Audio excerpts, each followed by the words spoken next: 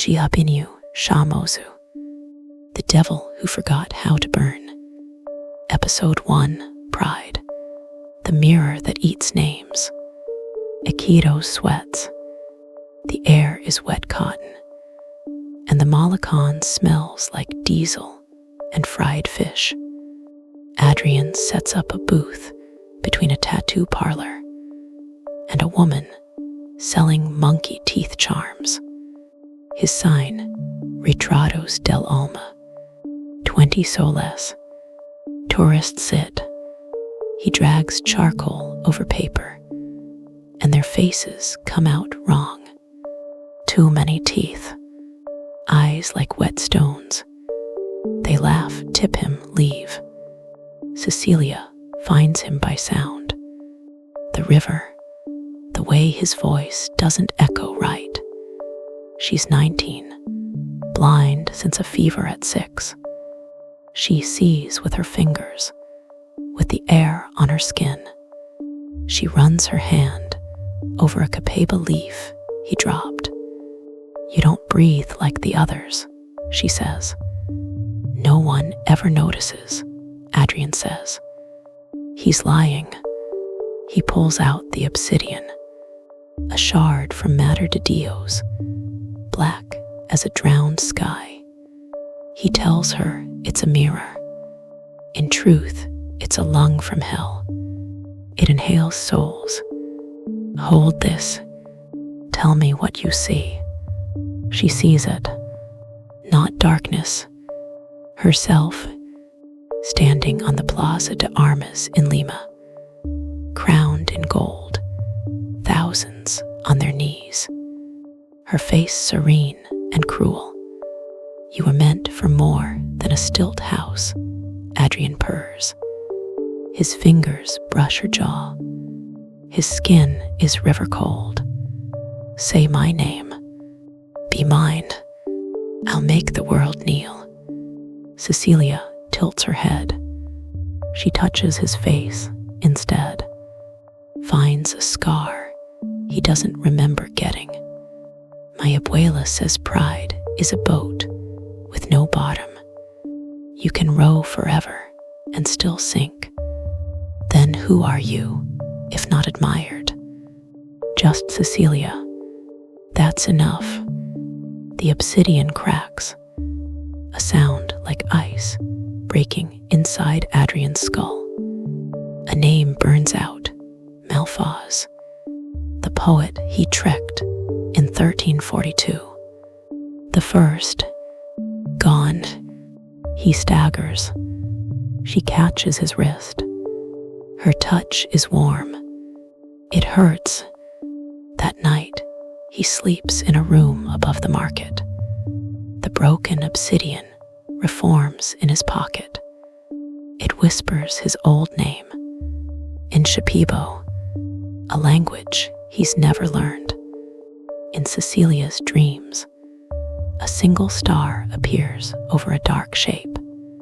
She doesn't know it's him. She just knows it's less lonely. Episode 2, Greed, the galleon that weeps coins. He takes her upriver. The boat motor coughs. The ucayali is brown and wide, and full of things that bite. He tells her about a Spanish galleon sunk in 1671, full of gold for the king. All lies.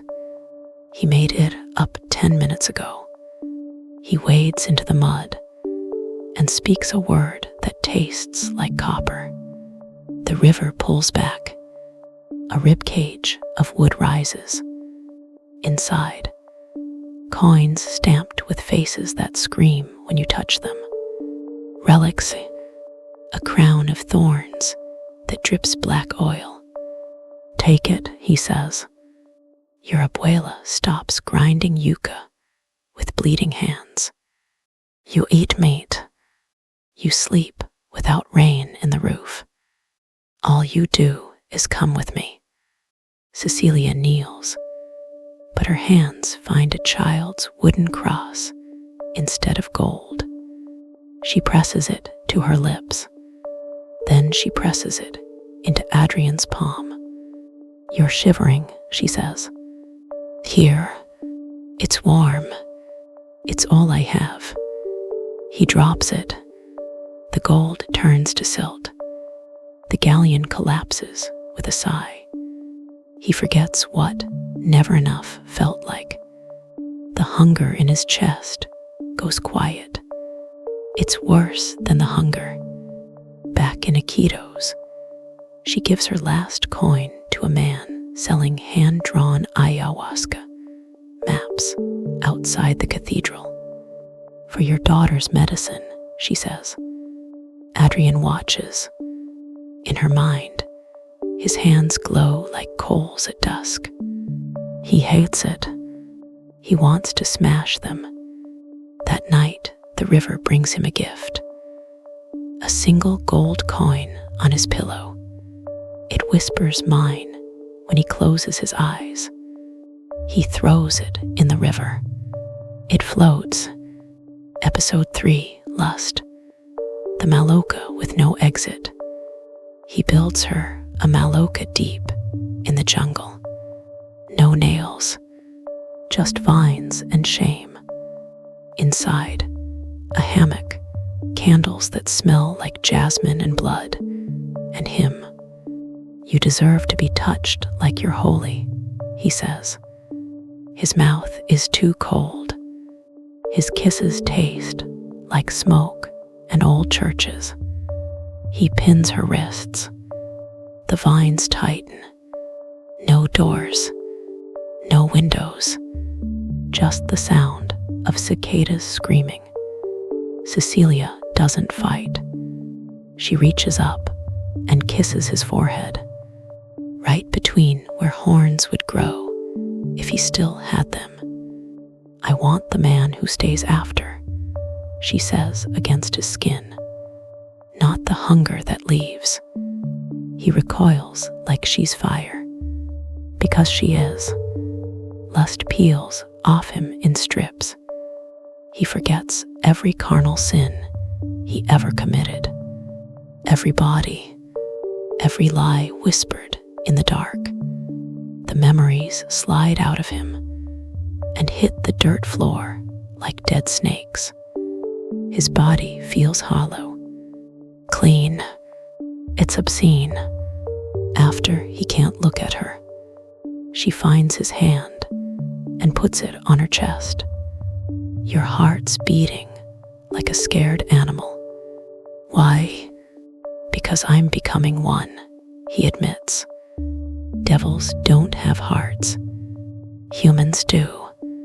And it's terrified." The Maloka starts bleeding from the walls. Red sap. The jungle thinks he's unclean now. He agrees. Episode 4, Envy. Belen, city of rot and light. He drags her to Belen at dusk. The floating slum. Houses on logs. Garbage in the water. Children diving for coins. Lanterns flicker. A wedding happens on a dock. Music, laughter. A bride in white that used to be a curtain. "Look," Adrian hisses. "What you'll never have. Vows. Children. A future that isn't rot. I can sink them," he whispers, "so you won't feel small." Cecilia listens. She doesn't turn her face to the wedding. She turns it up, to the stars between the clouds. "Their joy doesn't make mine smaller," she says. "Gracias Dios for their night. Y gracias for you, even if you smell like the air before a storm." Storm is exactly how his soul smells now. Ozone and guilt. He forgets why Lucio cast him out. Jealousy of God's favorite son. The memory leaves a hole. The hole fills with something warm when she leans on his shoulder and falls asleep. Every person on the docks turns at once, stares at him with black, wet eyes, smiles with too many teeth, then goes back to dancing. He stops going to town after that. Episode 5, Gluttony. San Juan, the feast that rots. San Juan Festival. Iquitos goes mad. Drums dancing. Masado fermenting in clay jars. Adrian conjures a table that stretches into the jungle. Juan Tacacho, whole roasted pig, cake soaked in rum. Enough to feed a village. Enough to kill one. Eat, he commands. Drown the quiet. You're always listening. Stop. Cecilia eats 3 bites. Slow. Then she wraps the rest in Bihao leaves. For Don Miguel, his legs don't work, and his grandson stole his food yesterday. She drinks chicha, not mesado. Too much sweet makes the river in my head loud. Gluttony slides out of him like a tapeworm. He forgets the taste of hell's endless banquets, forgets the pleasure of watching souls gorge themselves to death. His stomach growls. Real hunger. It claws. He watches her chew slowly, savoring, and feels something crack in his chest. He wants to break the table. He wants to watch her eat it all. Food he touches rots in seconds now. Only food she blesses stays fresh in the humidity. He tests it. It makes him sick. Episode 6, Wrath. The night the sky broke. Wet season. Rain like bullets. Thunder cracks the sky open. Adrian loses it. He's been human too long. It itches. He smashes her abuela's clay pot. Then another. Then the table. He screams in Enochian, a language that makes the air taste like metal. Be angry with me. Curse me. Hit me. That's what love is. That's what we do. Cecilia doesn't flinch. She finds his hand among the shards. Blood from his palms. She puts it on her cheek. No, she says. You're bleeding inside. But I won't leave. His rage drains out through his fingertips into the dirt.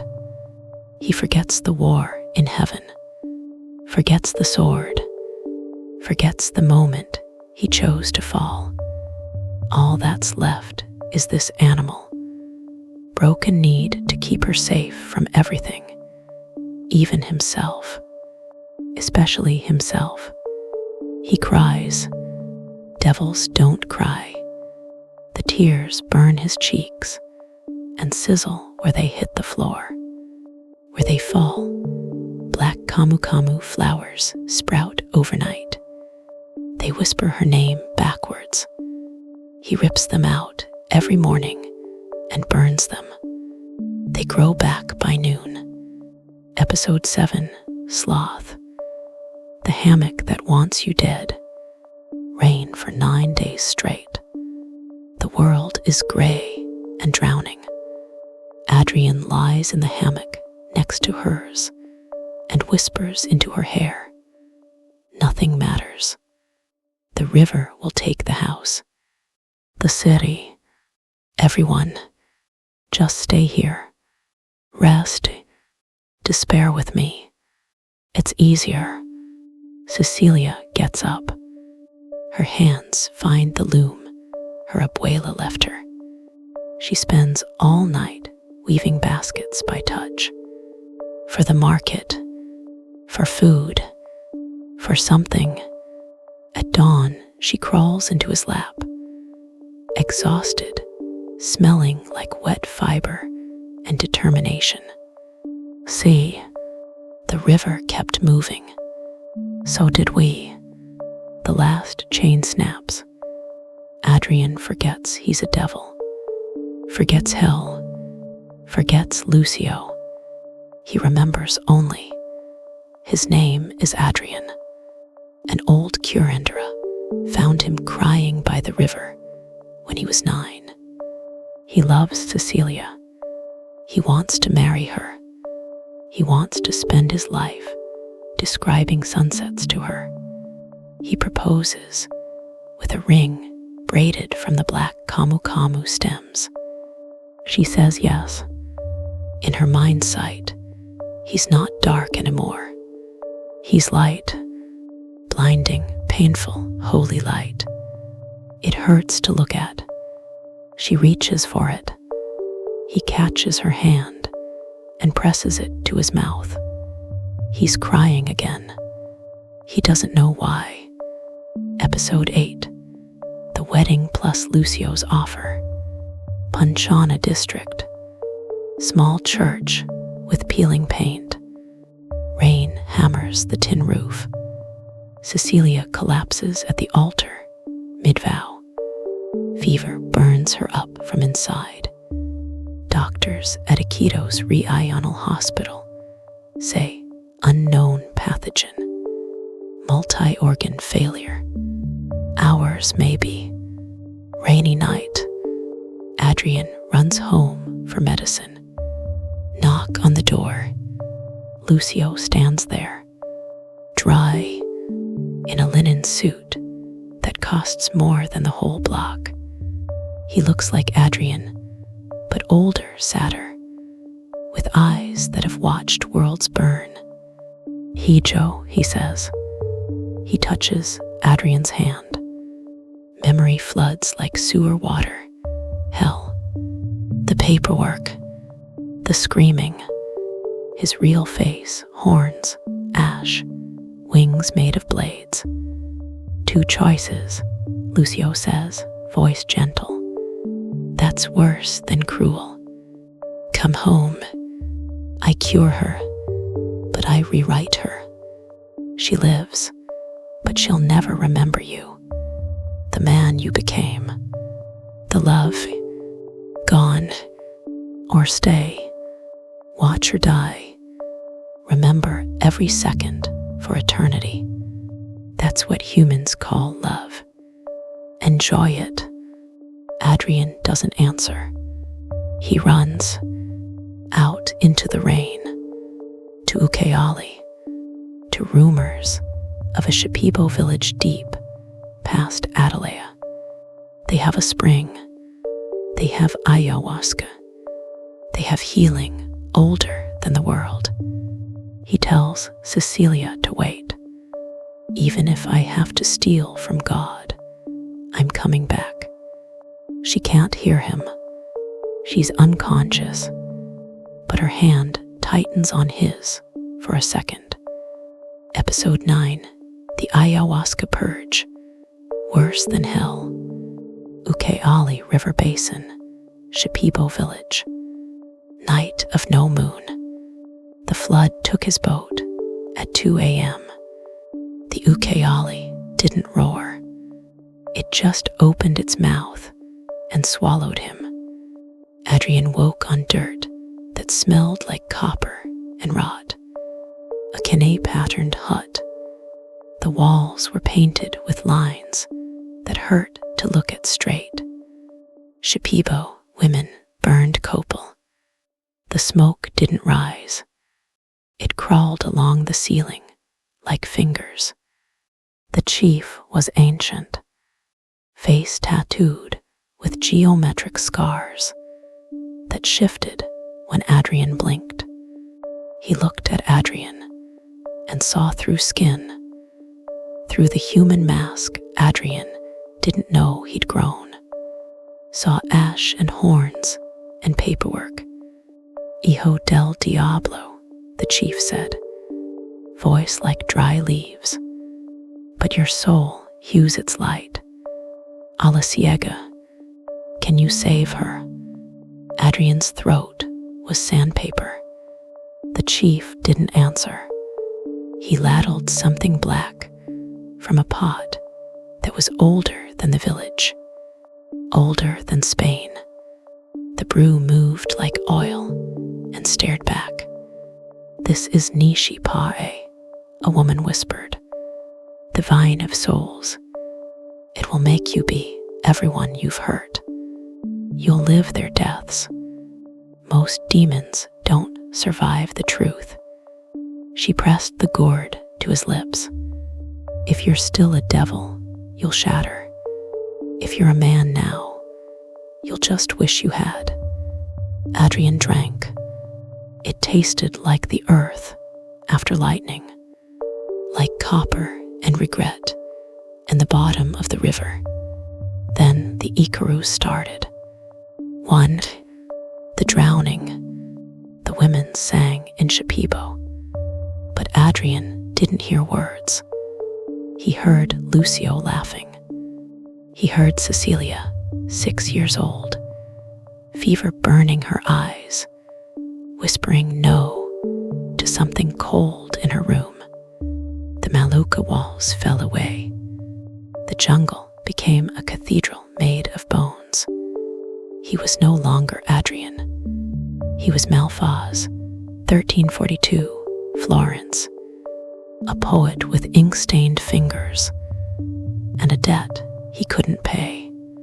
A man in black sat across from him, smiled with Adrian's face. "Sign," the man said, pushing parchment forward. Malfaz felt the quill snap in his hand, felt the moment his soul tore like wet paper, felt the cold flood in, felt the poet's terror, the betrayal of his own hand. Then he was the poet, choking on ink, lungs filling with black tar. The last thing Malfaz saw was Adrian's smile as he walked away. Adrian screamed, vomited. Black tar hit the dirt and hissed. It smelled like sulfur and old churches. The women sang louder. The patterns on the walls became snakes. They crawled off the wood and into his chest. 2. The rubber. The smoke changed. Now it smelled like sap and blood. Adrian was 12. 1890. Iquitos during the rubber boom. His name was Esteban. His back was stripes of whip scars. A patron stood over him, and the patron had Adrian's eyes. "Work or die," the patron said, voice sweet. Esteban felt the lash, felt his ribs crack, felt the jungle eat him slowly for 3 years, felt the moment he decided death was better than another day. He lay down in the mud and waited for the ants. As he died, the patron knelt, whispered in Adrian's ear, "Thank you for the latex." Adrian howled. This was worse than fire. Fire was clean. This was knowing he did it, feeling Esteban's hopelessness from the inside. He purged again.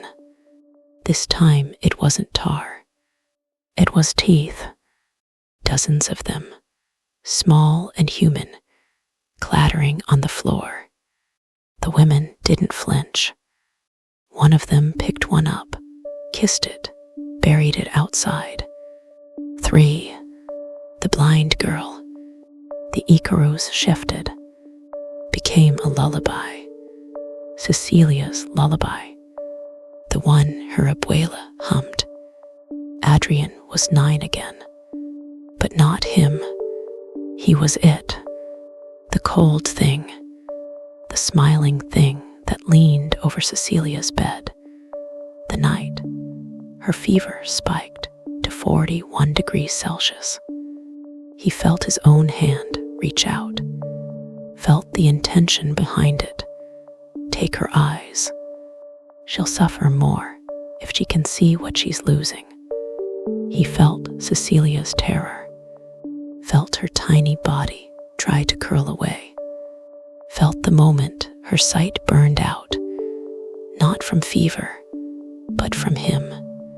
Then he was Cecilia, blind 6, waking to darkness that wasn't sleep, feeling for her mother's hand and finding only air, feeling the world go silent and huge and terrifying.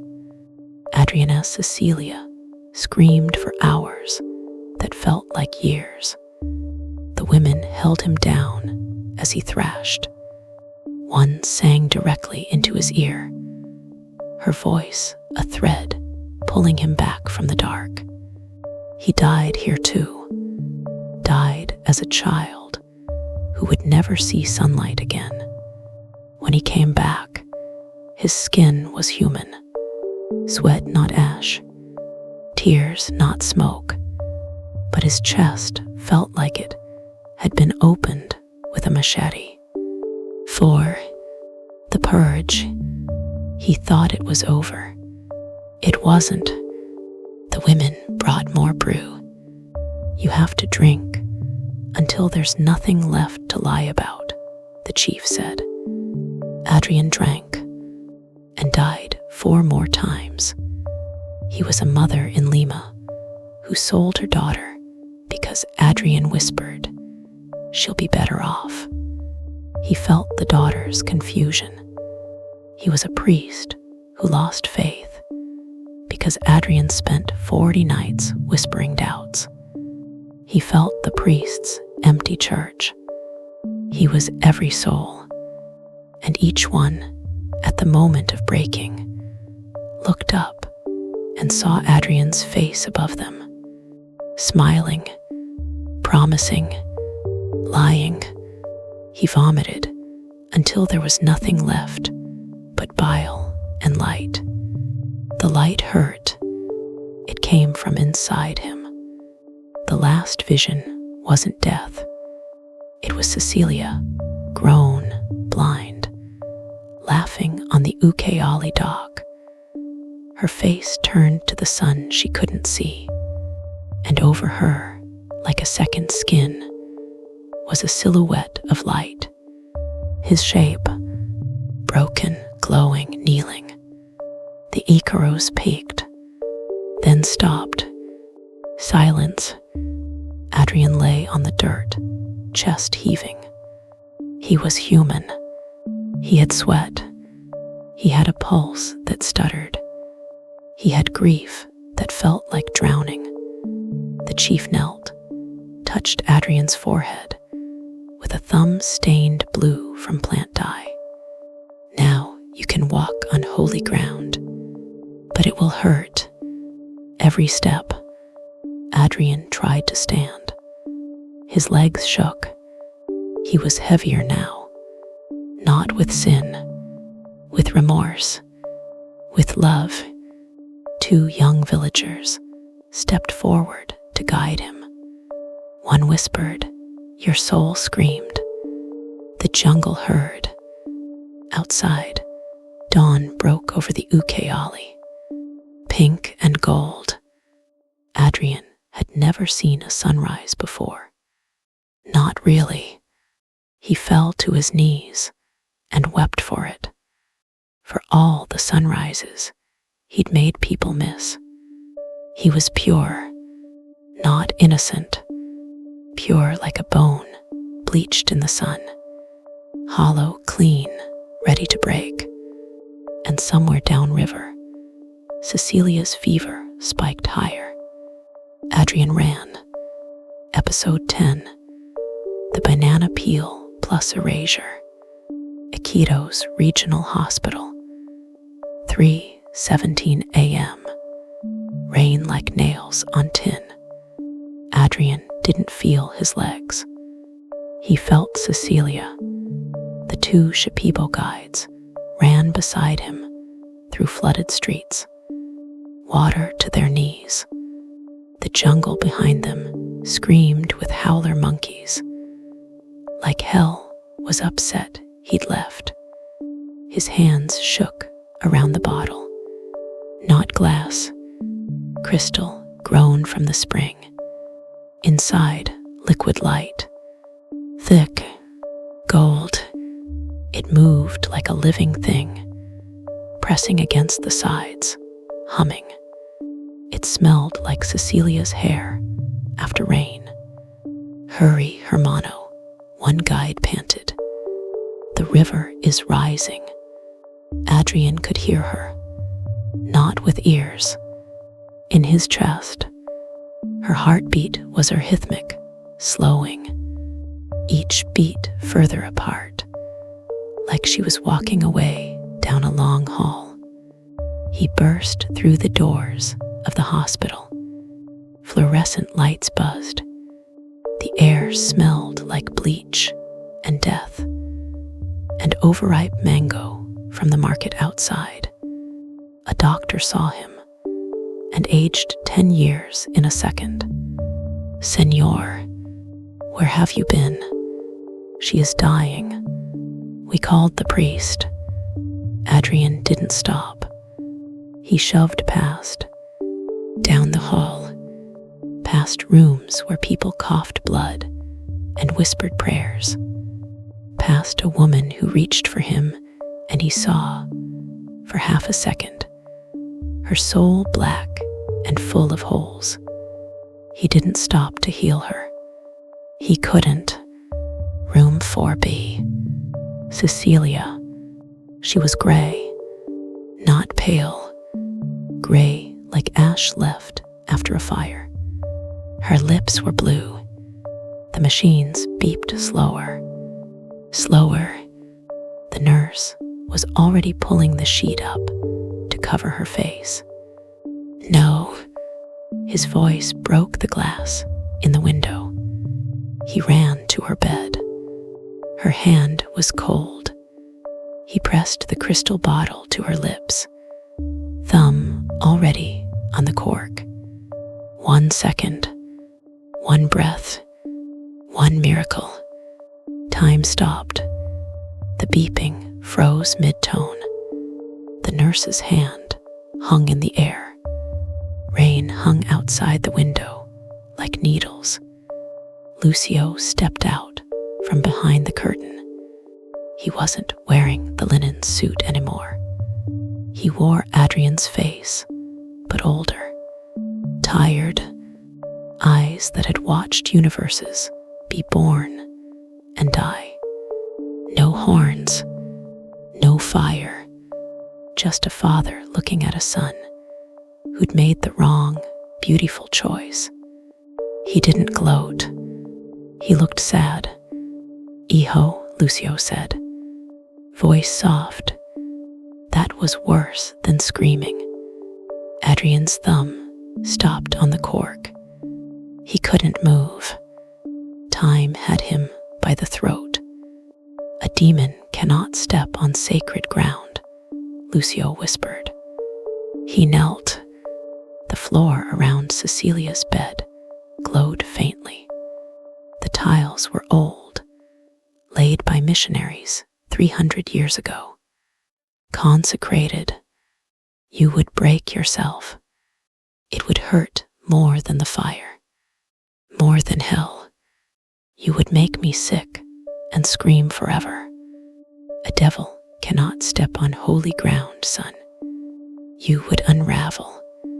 It would hurt more than fire, more than hell. You would turn to dust and scream forever. Lucio reached down. From under the bed, he picked up a banana peel. Browned, overripe, ridiculous. He placed it carefully under Adrian's foot. It wasn't a joke. It was mercy, the cruelest kind. Adrian tried to pull away.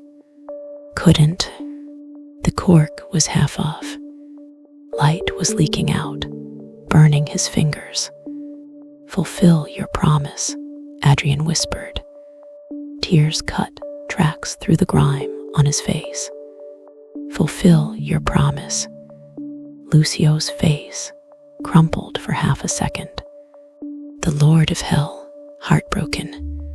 Of course, he said. Always. Adrian's foot came down. The world snapped back to motion.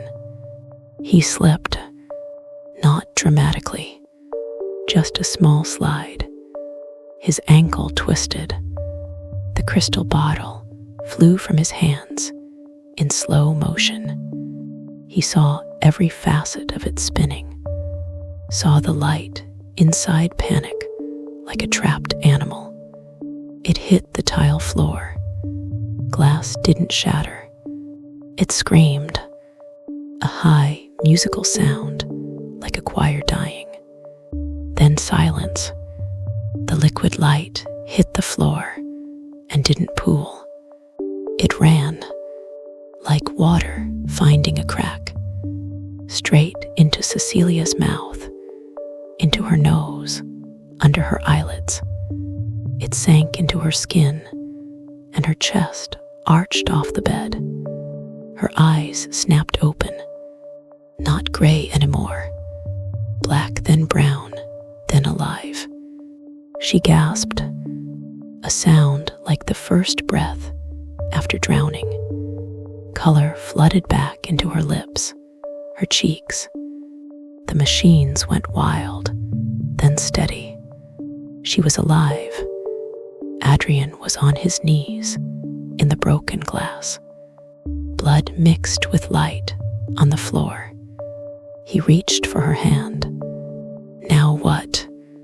He screamed at Lucio, at God, at the universe. Now what? Lucio stood. He didn't look at Cecilia. He looked only at Adrian, and in his eyes was 10,000 years of hell and 1 second of pride.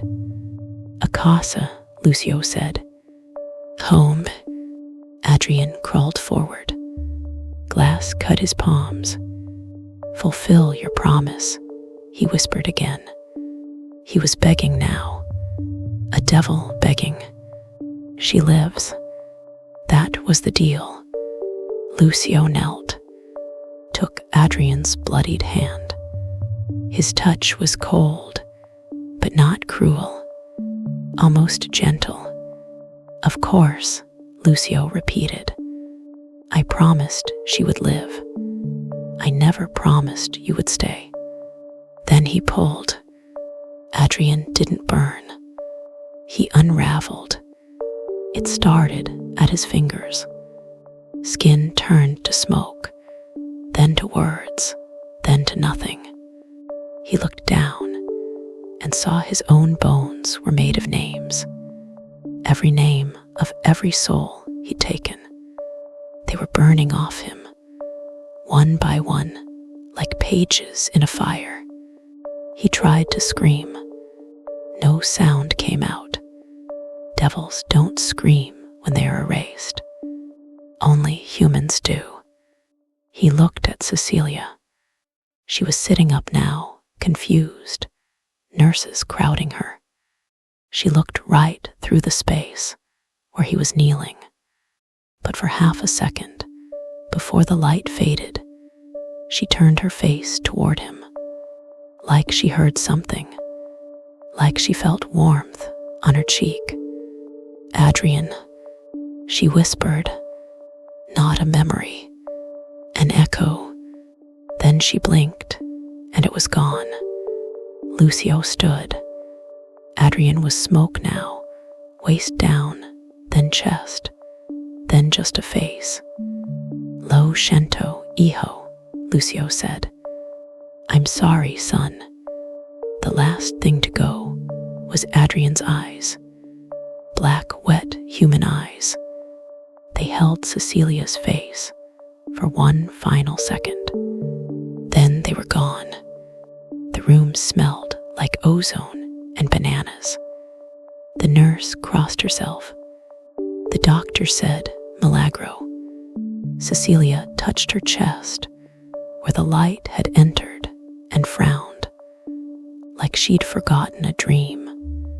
Lucio was the only one who saw the last wisp of smoke slip out the window and dissolve into the rain. He stood there a moment longer. Then he picked up a shard of crystal, tucked it into his pocket, and walked out. The lights flickered once, then stayed on. Down the hall, someone started clapping. Someone else was crying. Life went on. Aftermath, 3 seconds later. In hell, paperwork appeared on Lucio's desk. One line: Adrian, son of Lucio. Status: eradicated. Cause: sacrifice for mortal. Lucio stared at it for a long time. Then he burned it. Tonto, he muttered to the empty room. Stupid boy, choosing her over eternity. But he didn't sound angry. He sounded like a father whose son had finally done something he couldn't. Epilogue: the light that reads. Ucayali River, Stilt House. 5 years later. Wet season. Always wet season. Hell is quiet without him. Not empty.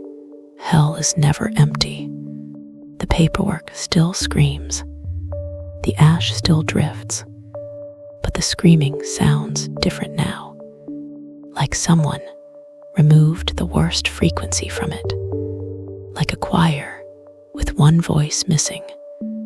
Lucio doesn't mention him. No one says the name Adrian. It's forbidden, not by law, by grief. Even devils mourn stupid sons. Adrian isn't in hell. Not exactly. He's unmade, erased from records, from photos, from the minds of every doctor in Hospital Regional.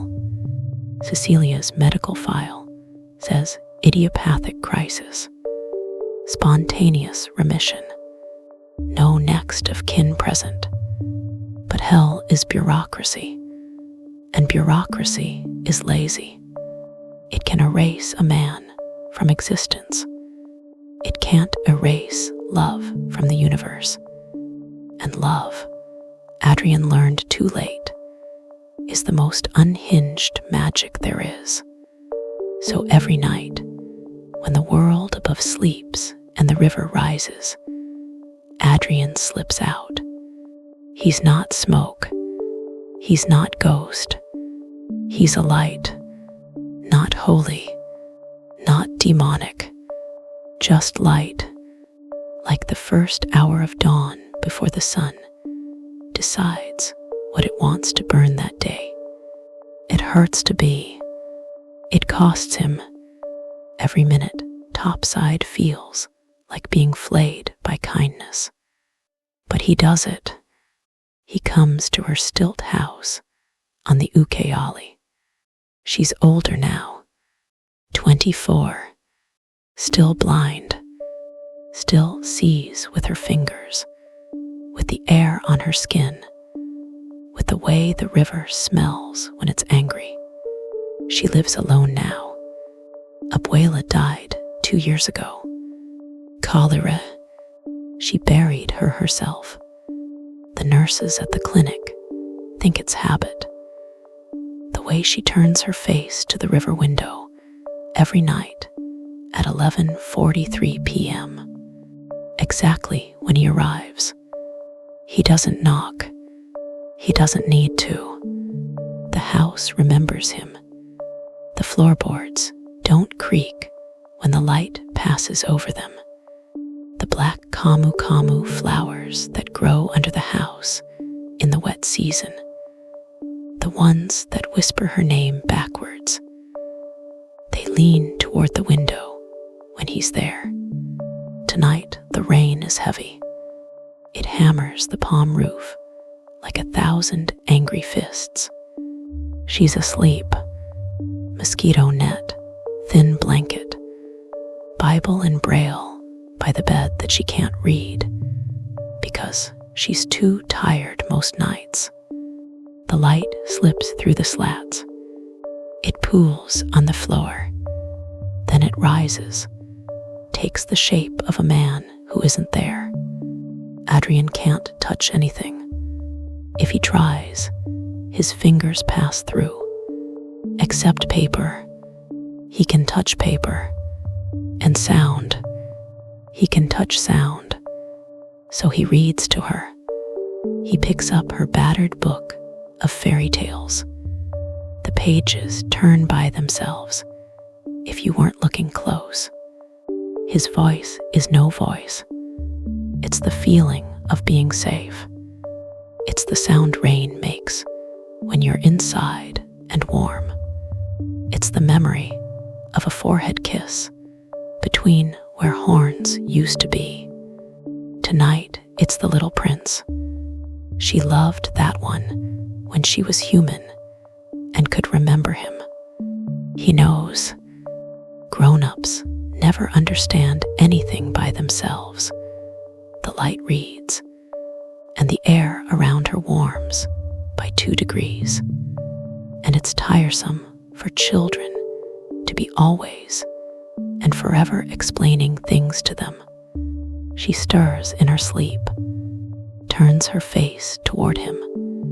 Her lips part. Sometimes she dreams of him, not Adrian the man. She doesn't have that shape in her head anymore. She dreams of warmth, of a voice that calls her Cecilia, like it's the only word that matters, of hands that smell like storm clouds. The village thinks she's a saint now, La Ciega del Rio, the blind woman of the river, who was healed by a miracle. Pilgrims leave offerings on her steps. Fruit, medicine, she gives it all away. She doesn't know why, but when she wakes up, her throat is less dry, like someone's been whispering water into the air for her. Tonight, Adrian reads longer.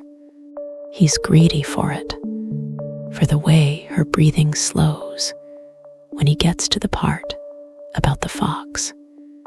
You become responsible forever for what you have tamed, he reads. The light flickers. It hurts, being responsible. He was erased, but the taming remains. A howler monkey screams outside. The river rises an inch. The house groans. Cecilia shifts, murmurs something in her sleep. He stops reading to listen. Her voice is rough with dreaming. Always. Thank you for always being there. DIABINHO, CHARMOSO. The light goes very still. DIABINHO, CHARMOSO. Charming little devil. That's what she called him when he was human and trying too hard and buying her roasted plantain on the Malakon. She said it laughing, like an insult, like a prayer. She doesn't remember why. The word is just there in her mouth, like a birthmark, like a scar that doesn't hurt. Adrian doesn't cry. Light can't cry, but the temperature in the room drops 5 degrees. The rain outside turns to mist for 3 seconds. She smiles in her sleep, turns her face fully into the light, like a flower, like she's sunbathing in him. He wants to touch her cheek. He can't. He wants to scream her name. She wouldn't hear it, so he does the only thing left. He keeps reading, and now here is my secret, a very simple secret. It is only with the heart that one can see rightly. What is essential is invisible to the eye. The black camu camu flowers under the house, open all at once. They don't whisper her name backwards tonight. They say Adrian. She won't hear it, but the river will, and the river never forgets. Outside, the flood rises. Inside, the light reads. And in hell, where he isn't, a devil who forgot how to burn learns how to love forever. One story at a time, always and forever.